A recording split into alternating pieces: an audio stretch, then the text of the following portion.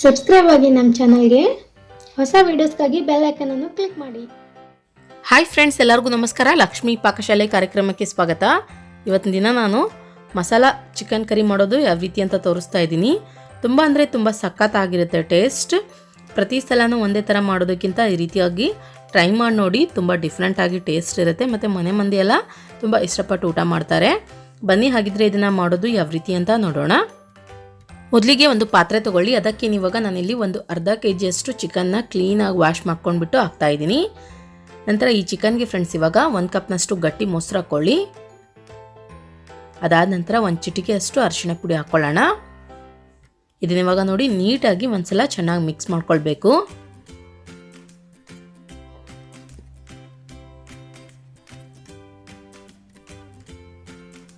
ಅದಾದ ನಂತರ ಇದನ್ನಿವಾಗ ಮೇಲ್ಗಡೆ ಮುಚ್ಚಿಬಿಟ್ಟು ಒಂದು 10 ರಿಂದ 15 ನಿಮಿಷಗಳ ಕಾಲ ಸ್ವಲ್ಪ ರೆಸ್ಟ್ ಮಾಡೋದಕ್ಕೆ ಬಿಡಬೇಕು.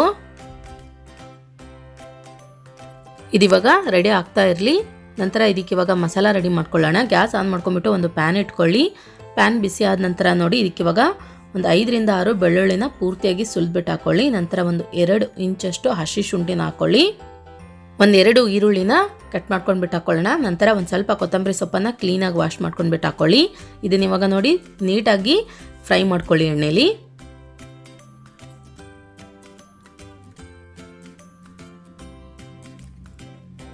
ಓಕೆ ನೋಡಿ, ಇವಾಗ ನಾನಿಲ್ಲಿ ಈ ರೀತಿಯಾಗಿ ಫ್ರೈ ಮಾಡಿಬಿಟ್ಟು ರೆಡಿ ಮಾಡಿ ಇಟ್ಕೊಂಡಿದ್ದೀನಿ.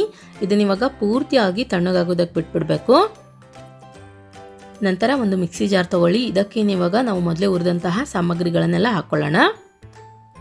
ಇದಕ್ಕೆ ನೀರೇನು ಸೇರಿಸ್ಕೊಳ್ಳೋ ಅವಶ್ಯಕತೆ ಇಲ್ಲ, ಹಾಗೆ ಇದನ್ನು ಗ್ರೈಂಡ್ ಮಾಡ್ಕೊಳ್ಬೇಕು.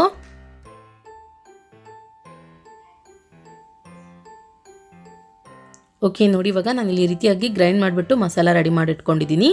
ನಂತರ ಗ್ಯಾಸ್ ಆನ್ ಮಾಡ್ಕೊಂಡ್ಬಿಟ್ಟು ಒಂದು ಪಾತ್ರೆ ಇಟ್ಕೊಳ್ಳಿ. ಅದು ಬಿಸಿ ಆದ ನಂತರ ಅದಕ್ಕೆ ಇವಾಗ ಎಣ್ಣೆ ಹಾಕ್ಕೊಳ್ಳೋಣ. ಎಣ್ಣೆ ಚೆನ್ನಾಗಿ ಬಿಸಿ ಆದ ನಂತರ ಒಂದು ಸ್ವಲ್ಪ ಚಕ್ಕೆ ಹಾಕ್ಕೊಳ್ಳಿ.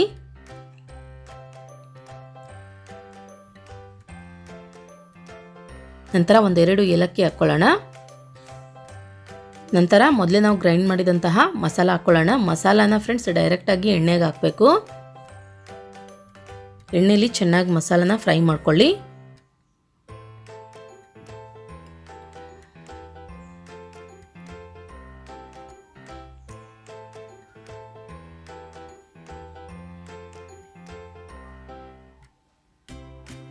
ಅದಾದ ನಂತರ ಒಂದು ಮೀಡಿಯಮ್ ಸೈಜ್ ಟೊಮೊಟೊ ಹಣ್ಣನ್ನು ಕಟ್ ಮಾಡ್ಕೊಂಡ್ಬಿಟ್ಟು ಹಾಕ್ತಾ ಇದ್ದೀನಿ. ಇಲ್ಲಿ ನಾನು ಟೊಮೊಟೊ ಹಣ್ಣನ್ನು ಅಷ್ಟೇ ಹಾಕಿದ ನಂತರ ನೋಡಿ ಒಂದ್ಸಲ ಚೆನ್ನಾಗಿ ಇದನ್ನು ಫ್ರೈ ಮಾಡ್ಕೊಳ್ಬೇಕು.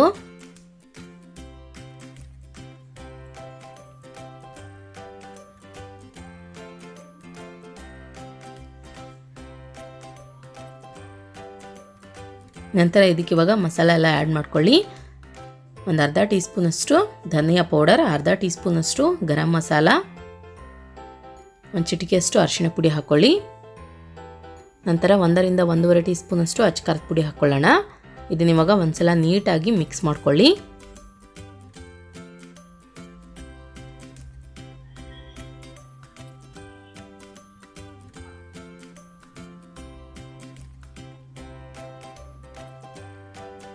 ಅದಾದ ನಂತರ ಮೊದಲೇ ನಾವು ಕಲಸಿಟ್ಟಿರುವಂತಹ ಚಿಕನ್ ಹಾಕ್ಕೊಳ್ಳೋಣ. ಚಿಕನ್ ಹಾಕಿದ ನಂತರ ನೋಡಿ ಮೀಡಿಯಂ ಫ್ಲೇಮ್ನಲ್ಲಿ ಇಟ್ಬಿಟ್ಟು ಚೆನ್ನಾಗಿ ಇದನ್ನು ಮಿಕ್ಸ್ ಮಾಡ್ಕೊಳ್ಬೇಕು.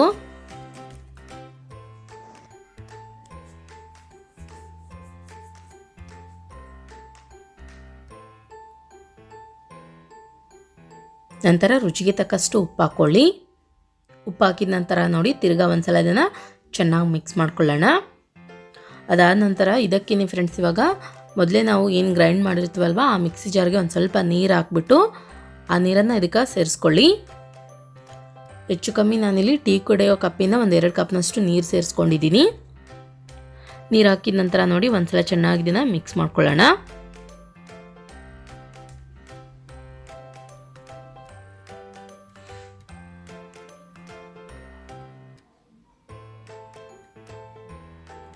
ಇದನ್ನ ಇವಾಗ ಮೇಲ್ಗಡೆ ಮುಚ್ಚಿಬಿಟ್ಟು ಒಂದು 10 ನಿಮಿಷ ಬೇಯಿಸ್ಕೊಳ್ಳೋಣ. ಓಕೆ ಫ್ರೆಂಡ್ಸ್, ಇವಾಗ ಒಂದು 10 ನಿಮಿಷ ಕಂಪ್ಲೀಟಾಗಿ ಆಗಿದೆ. ಚೆಕ್ ಮಾಡ್ಕೊಳ್ಳೋಣ. ವಾವ್ ನೋಡಿ, ಇವಾಗ ರುಚಿಕರವಾದಂತಹ ಮಸಾಲಾ ಚಿಕನ್ ಕರಿ ರೆಡಿಯಾಗಿದೆ. ಇದನ್ನು ನೀವು ಬಿಸಿ ಬಿಸಿ ಚಪಾತಿ ಜೊತೆಗೆ, ರೊಟ್ಟಿ ಜೊತೆಗೆ ಅಥವಾ ಪರೋಟ ಜೊತೆಗೆ ಕೂಡ ಸವಿಬಹುದು. ತುಂಬ ಅಂದರೆ ತುಂಬ ಸಖತ್ತಾಗಿರುತ್ತೆ ಟೇಸ್ಟ್. ನೋಡಿದ್ರಲ್ಲ ಯಾವ ರೀತಿಯಾಗಿ ನಾವು ಮನೆಯಲ್ಲೇ ತುಂಬ ಸುಲಭವಾಗಿ ಈಸಿ ಆದಂತಹ ಮೆಥಡ್ನಲ್ಲಿ ಚಿಕನ್ ಕರಿ ಮಾಡ್ಕೊಳ್ಳೋದಂತ. ನಾನು ಮಾಡಿರೋ ಈ ರೆಸಿಪಿ ನಿಮಗೆ ಇಷ್ಟ ಆಗಿದರೆ ಪ್ಲೀಸ್ ಲೈಕ್ ಮಾಡಿ, ಶೇರ್ ಮಾಡಿ, ಕಮೆಂಟ್ ಮಾಡಿ. ಇನ್ನಷ್ಟು ಈಸಿ ರೆಸಿಪೀಸ್ಗಾಗಿ ನಮ್ಮ ಲಕ್ಷ್ಮೀ ಪಾಕಶಾಲೆ ಚಾನಲ್ಗೆ ಸಬ್ಸ್ಕ್ರೈಬ್ ಆಗೋದು ಮಾತ್ರ ಮರಿಬಾರ್ದು. ಮತ್ತೆ ಒಂದು ಇಂಟ್ರೆಸ್ಟಿಂಗ್ ರೆಸಿಪಿ ಒಂದಿಗೆ ಬರ್ತೀನಿ ಮುಂದಿನ ಸಂಚಿಕೆಯಲ್ಲಿ. Keep watching. Thank you. Bye.